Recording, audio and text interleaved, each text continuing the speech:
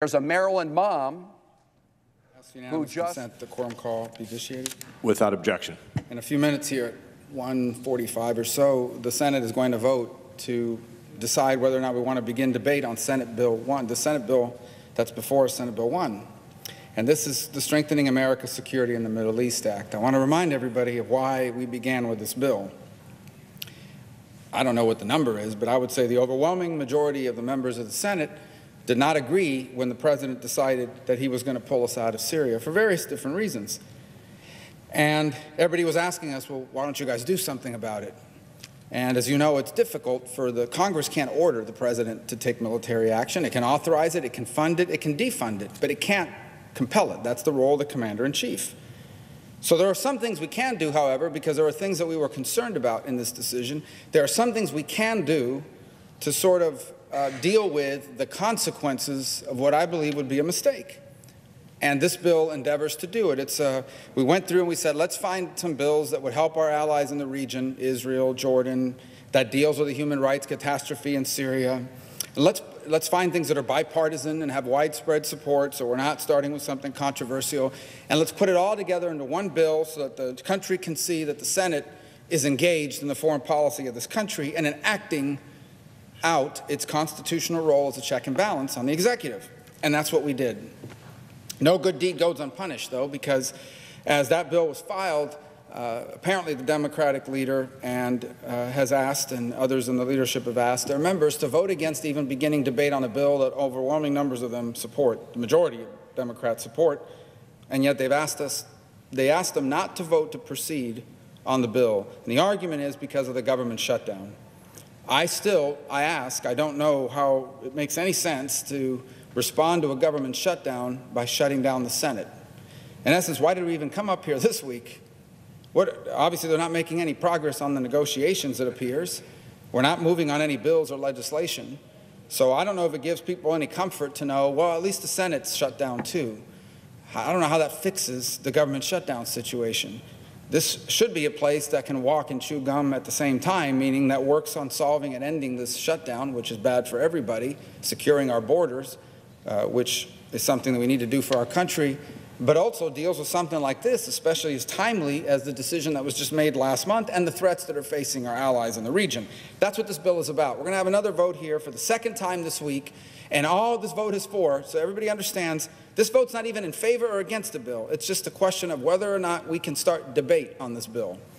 And I hope that a few more Democrats will join us so we can get the 60 votes we need just to begin debating the bill. If you still want to make your point at the end of the day, then go ahead and vote against it or whatever. I hope you don't, but let's at least begin debate on it. But we'll see what happens here in about 30 minutes. My sense is we still don't have the votes to do that, and it's unfortunate. I do want to address two things that have been brought up with regards to this bill. Well, one thing that's been brought up and one element of the bill that I hope will change people's minds in terms of beginning the debate on it. First, let me talk about a provision in this bill that deals with BDS. BDS, boycott, divestment, and sanctions, is an international effort to wage economic war on Israel to punish them for their supposed treatment of Palestinians. And what it asks for is to pressure companies that do business in Israel, boycott those companies until they cut ties, boycott or pressure banks and investment firms until they divest of any investments that help Israel, and then they ask governments to impose sanctions on Israel. That's BDS. Some people support it. There's two members of the House who openly support it, newly elected. I assume that's their right. I think they're wrong, but that's their right. But the vast majority of people do not. And what's happened across America is that there are states and there are counties and cities that have decided we don't support BDS. And so it's not illegal. We're not going to make it illegal if you want to be a company that participates in BDS. But we, the government, the city, the state, are not going to buy services or goods from any company that's boycotting Israel. And all this bill does is protect them from lawsuits if they make that decision. The argument against this has been, and I've seen this now in numerous statements from the other side of the aisle, that this infringes on the First Amendment rights of individuals. I don't know what bill does that, but it isn't this one. To begin with, this bill doesn't even apply to individuals. An individual can do whatever they want. If you don't want to buy stock in a company that does business in Israel, I think it's short-sighted, but no one's stopping you from doing that. If you want to divest your investments from companies that do business in Israel, no one is stopping you from that. If you don't want to shop or buy from companies that do business with Israel, that's not illegal. This doesn't apply to any individuals. By the way, it doesn't even make it illegal for companies to make that decision. This is not banning participating in BDS. You have every right to support it. You're wrong, but you have every right to support it. You have every right to carry it out if you're a company or an individual. This bill, by the way, does not apply to individuals. So anytime anyone says they're protecting the individual First Amendment rights of Americans by opposing this legislation, I don't know what they're talking about, because this doesn't apply to individuals. That said, all this says is you go ahead and do it. If you, Company X, want to boycott Israel or divest investments from Israel, you can. But the people that disagree with you can boycott and divest from you. You see, free speech is a two-way street. If you want to proclaim something or say something, you have every right to do it, but the people that disagree with you have a right to do that as well. And so if there is a First Amendment right for companies to boycott or divest from Israel, then there has to be a First Amendment right to boycott and divest from those companies. And if you oppose this bill, then you are in favor of shielding from counter boycotts anyone who decides to take these actions. That's what you're for, which is de facto support for BDS. Because what you're basically saying is, go ahead, boycott Israel, divest from Israel, but no one can do that to you. That's not what the First Amendment is. The First Amendment protects your right to speech and it protects you from government infringement on an individual's right to speak. It does not protect you from people disagreeing with you. It does not protect you from people speaking out against you. And so if you are a boycotter, you yourself can be boycotted. If you are a divester, people can divest from you. And I'm talking about cities and counties who are elected representatives. If the members of that community do not agree with that decision, they can vote them out of office. But why does a city or a county have to be forced to buy products from companies that are undertaking a foreign policy action, which is what this is? This is not an effort to influence domestic policy. This is an effort to influence the policies of a foreign country. Why should a city or a county be forced by law to have to do business with those that that city or that county or that state disagrees with? That's all this bill is. And so when people go around talking about this infringes on the First Amendment rights of individuals, it's just not honest. It's just not true. This doesn't even apply to individuals. In fact, the bill says in writing, right there, it's very clearly, nothing under this act shall be construed to infringe upon the First Amendment rights of any American. So as they continue to say that, just know that this bill only applies to cities, counties, and states being able to not buy things from companies. This doesn't give you the right to fire an employee who posts a pro-BDS thing on Facebook. This doesn't give you the right to refuse to sell a home or provide housing or discriminate in any way from individuals who support BDS. This doesn't give anyone the right to put you in jail for supporting BDS. It doesn't do anything to infringe anyone's individual First Amendment rights. All it does is protect the First Amendment right to be against BDS and to do to the boycotters what the boycotters are doing to Israel. Two-way street. That's the fact. And if you're hiding behind that to oppose this bill, you're not being frank about what the bill does. The second part of this bill that I wanted to talk about today shouldn't be controversial at all, because we are all now painfully familiar with the grave humanitarian crisis that we've seen in Syria. I would say, and most would agree, that what we've seen over the last 8 years in this conflict is the worst humanitarian crisis since the end of the Second World War. It began as anti-government protests, but it led to a fighting for political freedoms that escalated into a bloody civil war. A bunch of foreign fighters flowed in, and now it's a mess of all kinds of different groups and foreign countries, of radical jihadists, and caught in the middle are innocent people who have been bombed and gassed. In fact, this administration has had to take action to punish the Assad regime militarily for dropping chlorine bombs and chemical weapons on civilian populations.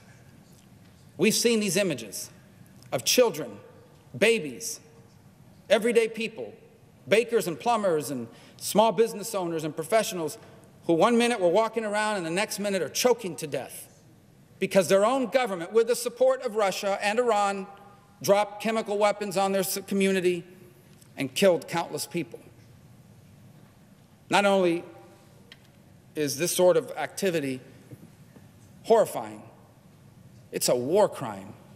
It is a war crime to deliberately target civilian populations, and it's particularly cruel to do it with a gruesome form of death that is death by chemical weapon. And that's what we've seen. And that's what we've seen supported, by the way, by Vladimir Putin. He knows for a fact what they're doing, and he doesn't care, and he gives them cover, and he makes up these ridiculous stories about how it's the opposition that did it. Everyone knows who did it. There's zero doubt about it. That's why they don't allow inspectors to go in there and find evidence and point it out, but it's abundantly clear who's doing this, and they've done it. And even as this administration is deciding to pull out, the prospects and the likelihood grows every day that the people who have made these decisions will never be held accountable for what they have done. These war criminals, these savages, will never be held accountable for what they have done if trends continue the way they're going. And so what this bill does is it tries to address that.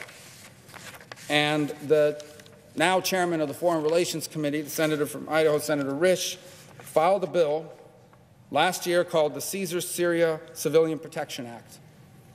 That is now included in this bill. I believe he'll be here shortly to speak about it. It's called the Caesar Bill, and nothing to do with Rome. It's called the Caesar Bill. It's named after a Syrian military defector, so someone that was in the Syrian military who was codenamed Caesar, who smuggled out tens of thousands of pictures of what was going on inside of Syria. The pictures, the images of thousands of images of the people, thousands of people killed while being detained in Syria.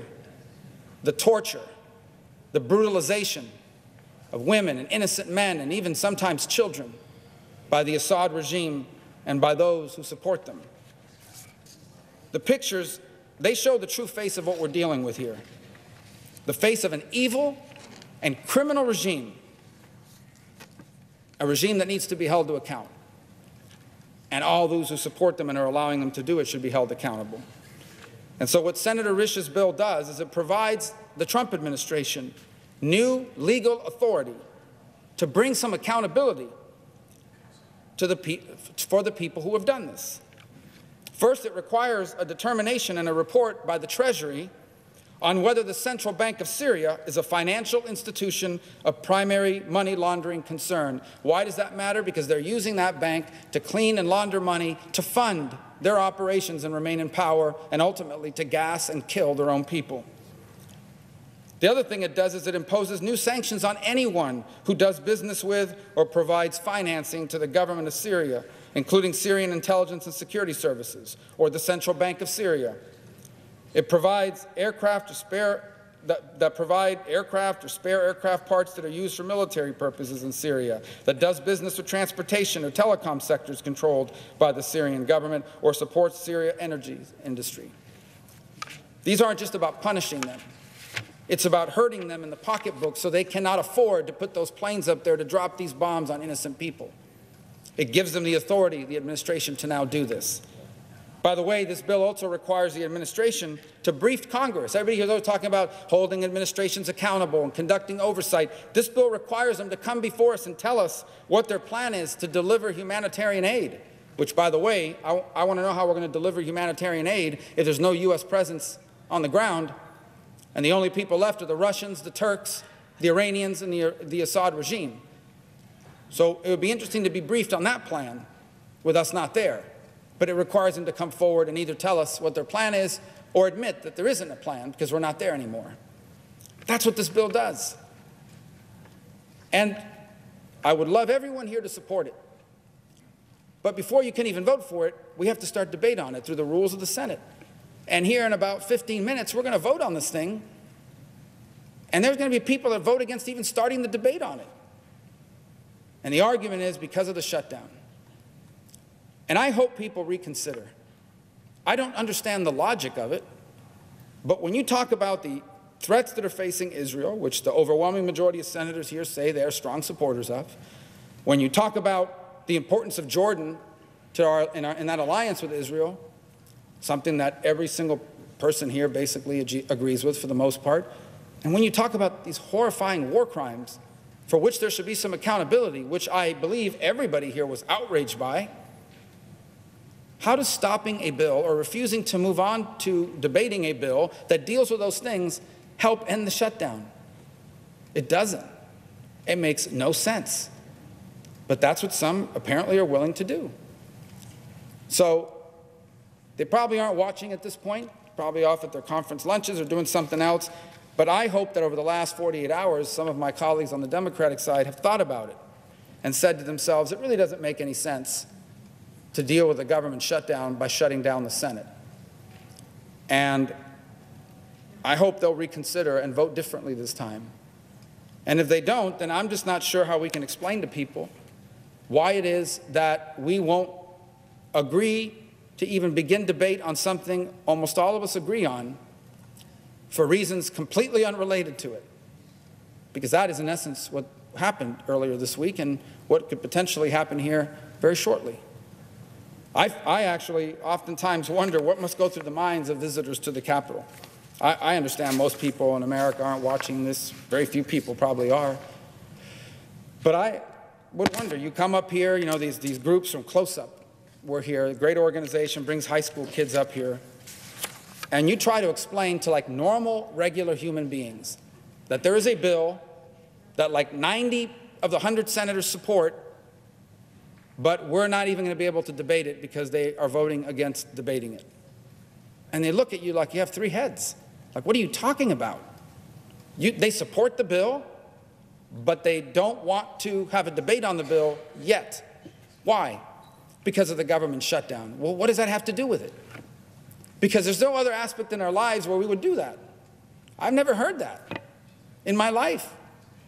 I've never heard someone say, I'm not going to work today because I'm upset that my favorite team lost a game yesterday.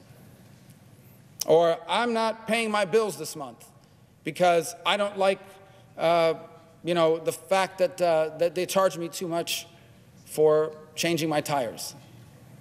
I mean, if you did that in any part of your life, people would think you were crazy. And yet that's what's happening here. What kind of leverage is this? That you're going to hold up a bill we all agree on as leverage to force us to negotiate? The Democratic leader and the Democratic members know that in order for a bill to become law, it needs the support of the House, which their party controls, 60 senators, which they can keep us from getting, and the president that will sign it. They know full well that this has nothing to do with that. But nonetheless, a majority of them seem to be prepared to vote against even debating it. So I don't know how to explain that. Certainly don't know how to explain it to high school students up here visiting on Close Up, or to anyone else for that matter. But that's what happened earlier this week, and that's what might happen here later today in a few minutes. I hope I'm wrong. I hope people have reconsidered. Because honestly, this is an issue that deserves our urgent attention. And I'll close with this. Please do not go around saying that Congress needs to do more to hold the administration accountable or to conduct oversight over administration policy when we started this Congress trying to do that, and you decide to keep us from doing it for some other reason. Don't say that Congress needs to be more involved in the foreign policy of the United States when this is exactly what we're trying to do here today, and you won't let us for reasons unrelated to it. And this country needs a strong Senate more than ever before, not one that's shut down. And I hope people will change their minds so we can get to work on this right now. The Senate should be able to walk, chew gum, write, and read at the same time. There are a lot of us, 100 people here. We should be able to do multiple things at the same time. We've done it all the time. You don't need to shut down the Senate, and you don't need to stop debate on this bill to solve the government shutdown. One thing has nothing to do with the other. Everyone knows that. Americans understand that. Normal people recognize that. Let's act normal. Let's stop being weird about these things. And let's move on something like this and get the debate going, even as we work on the government shutdown and on border security. I yield the floor and suggest the absence of a quorum. The clerk will call the roll. Hi everyone, my name's Mike. I'm the creator of Mox News. And for the last 15 years, I have been telling you that as long as I have the support of the community that I serve, Mox News will post videos forever. And that's the truth. As long as I have your support, no one could ever make me stop. Unfortunately, currently, less than 1/2 of 1/10 of 1% of Mox News viewers ever donate, tip, or contribute anything back. Again, let me make that really clear. Much less than 1/2 of 1/10 of 1% ever give anything back. And to those of you who have donated to Mox News, I want to thank you so much, because it's because of your generosity that we have been able to bring attention to important videos that millions and millions of eyes would have never seen. And I think that that's an amazing thing that we've been able to make happen together. And I can't thank you enough for helping me make that happen. So it's not too late. If you'd like to see Mox News covering the 2020 presidential election, if you can't imagine the 2020 presidential election without Mox News, please, there's still time. You can make a difference. It's easy to make a contribution, donation, or tip. You can go to moxnews.com, or in the text body of this video, there are clickable links to the Patreon page or to the PayPal page. And again, it should take less than 2 minutes to make a donation, and your donation can make a big difference.